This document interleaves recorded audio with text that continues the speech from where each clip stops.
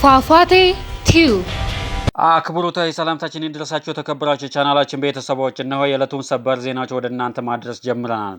በቅድሚያ አበይት ነጥቦች። ዘግናኝ ወጣቶች ርሸና ተፈጸመ። በአደባባይ የተረሸኑ ወጣቶች ደም እየጮኸ ነው ተባለ። ያለ ፈቃድ በየሜዳው የሚገደሉ ወጣቶችና ዜጎች ጮኸት መቼ ነው የሚሰማው? ዝርዝሩን እንመለስበታለን። በቤኒሻንጉል ጉሙዝ አዲስ ውጊያ ተቀሰቀሰ። ከተማዋ ተከበበች። ብዙ ንጹሃን በተኩስ ልውውጥ ህይወታቸው አልፏል ተብሏል። መሀል ላይ መገኘት አያስጠቀልልም ተባለ። አዲስ አበባ መሀል ነሽና ልጠቅልልሽ። ዘመን ወይም ጊዜ ያለፈበት ያፈጀ አስተሳሰብ ነው። በዝርዝር እንመለስበታለን። በብሉ ናይል ግዛት አዲስ ውጊያ ተቀሰቀሰ። ኮምሩክ ተከበበች። የሱዳን ጦር በፈጥኖ ድራሽ ኃይል እየተቀጠቀጠ ነው ተባለ። ሻለቃ ዘመቻ መሪው ወደ ፋኖ ኮበለሉ። ዝርዝሩን እንመለስበታለን። አድማጮቻችን፣ ተመልካቾቻችን ለቻናላችን አዲስ ከሆናችሁ ሰብስክራይብ በማድረግ ይቀላቀሉ። መረጃው ለሌሎች እንዲደርስ ላይክ፣ ሼር ያድርጉ። ወጣቶች በአደባባይ ያለ ፍርድ በጥይት ተደብድበው እየተገደሉ ነው። ፋኖ ናችሁ ተብለው በግፍ የተረሸኑ ንጹሃን ወጣቶች ደም ይጣራል። የዜጎች ሰብአዊ መብት፣ የህግ የበላይነት ወዴት አለህ? በማዕከላዊ ኢትዮጵያ ጉራጌ ዞን አበሸጌ ወረዳ በተፈጸመው አሰቃቂና ኢሰብአዊ ድርጊት የተሰማው ዜና እጅግ ልብ ይሰብራል። ተመስገን ጌታቸው፣ ይታገሱ አሰግደውና ግዛው ግርማዬ በተባሉ ንጹሃን ዜጎች ላይ የተፈጸመው ግፍ ፋኖ ናችሁ በሚል ውንጀላ ከተሳፈሩበት የህዝብ ማጓጓዣ መኪና ወርደው እጃቸው ታስሮ መገደላቸው ብቻ ሳይሆን አስከሬናቸው ለ3 ቀናት እንዳይነሳ ተከልክሎ በማንኛውም ሰብአዊና ህጋዊ መስፈርት ተቀባይነት የሌለው ድርጊት ተፈጽሟል። ይህ ድርጊት ገዢው መንግስትና የአካባቢው መዋቅር በትክክል ሚናቸውን እየተወጡ ነው ወይ የሚል ጥያቄ ያስነሳል። የመንግስትና የአካባቢው የጸጥታ አካላት ዋነኛ ተግባር የዜጎችን ህይወትና ደህንነት መጠበቅ እንጂ ያለምንም ፍርድ ቤት ትዕዛዝ ወይም በጥርጣሬ ብቻ የዜጎች ህይወት ማጥፋት አይደለም። ድርጊቱ የተፈጸመው በአገና በተባለች ልዩ ቦታ ሲሆን ወንጀሉን የፈጸሙ የመንግስት ኃይሎች ከአካባቢው የአበሸጌ አገና ፖሊስ እና ሚሊሻ አባላት ጋር በመተባበር እንደሆነ ተጠቁሟል። ማንኛውም ጥርጣሬ ቢኖር በህግ አሰራር መከናወን ሲገባው ሰውን መረሸንና አስክሬን እንዳይቀበር መከልከል የህግ የበላይነት ጨርሶ ከዚች አገር እንደጠፋ ግልጽ ማሳያ ነው።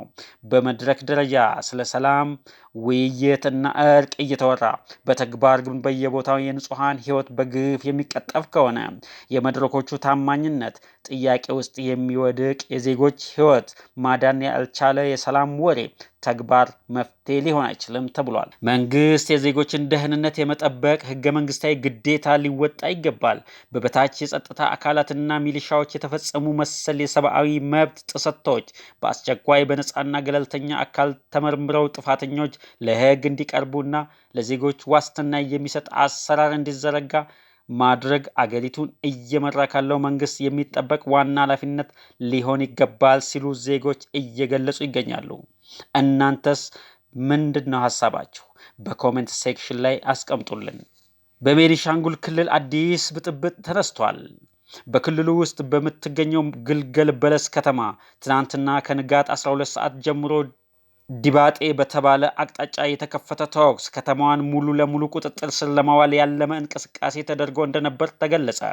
የተኩስ ጥቃት ታጣቂዎች በጥምረት የሰነዘሩት ሲሆን በከተማዋ ውስጥ በነበረው እንቅስቃሴ በሰዎች ላይ ጉዳት መድረሱ ታውቋል።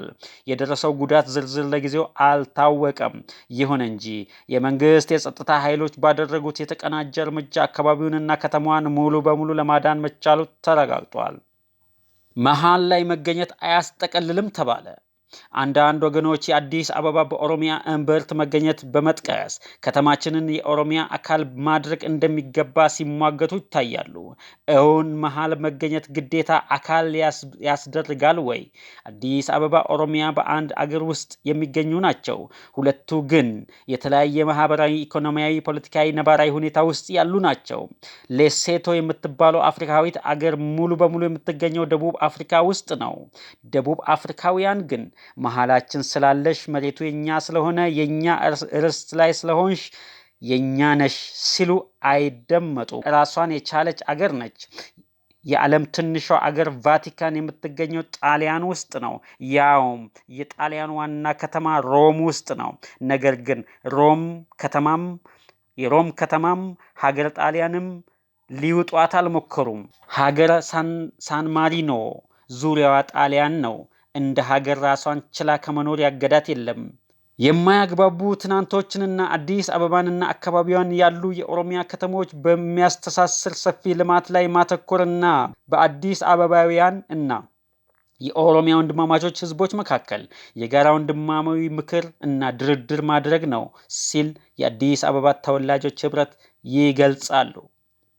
በብሉ ናይል ግዛትና በኢትዮጵያ ድንበር አቅራቢያ አዲስ ውጊያ መቀስቀሱ ተሰማ።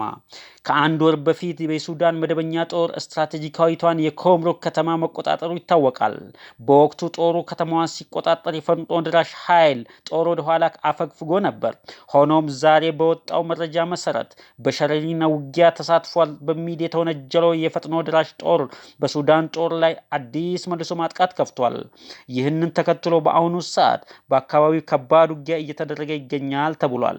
በተጨማሪም የህወሓት የጦር አሃዶች ከአልቡርሃን ጦር ጎን ሆነው እየተዋጉ እንደሆነ ጠቅሶ አንድ አፍታ ዘግቧል። ወደ ጮቄ የመጣው ግብስብስ አራዊት ሰራዊት በለምን እየተበተነ ይገኛል። 6 ክፍለ ጦር አሰልፎ በሜካናይዝድ ታጅቦ ጮቄያውያን አካባቢ የመውረር እቅድ ያደረገው አራዊት ሰራዊት የ10ኛ ክፍለ ጦር የሻለቃ ዘመቻ መሪው ከቡቡኝ ወረዳ ከዋብር ከተማ ነሐሴ 3 2018 ዓ.ም 201ኛው ኮር 54ኛው ክፍለ ጦር ፋኖን ተቀላቅሏል። የሀገር መከላከያ ሆነን ሀገርን የምንበድልበት ምን ጊዜም ጥያቄ ይሆንብኝ ነበር፣ ዛሬ ተሳክቶልኛል ሲል ሐሳቡን ገልጿል። አክሎም በቅርቡ ሁሉም ወደ ህዝቡ አፈሙዝ ሳይሆን መልካም ፊቱን ለማዞር ተዘጋጅቷል በማለት ገልጿል። ይህ በእንዲህ እንዳለ የወረዳው የብልጽግና አመራሮች ለመከላከያ መሪዎች ጉቦ በሰፊው ይከፍላሉ ብሏል። ፍየልና በግ ያቀርባሉ ሲል ሐሳቡን ገልጿል። አድማጮቻችን፣ ተመልካቾቻችን ለቻናላችን አዲስ ከሆናችሁ ሰብስክራይብ በማድረግ ይቀላቀሉ። መረጃው ለሌሎች እንዲደርስ ላይክ፣ ሼር ያድርጉ። ሰናይ ጊዜ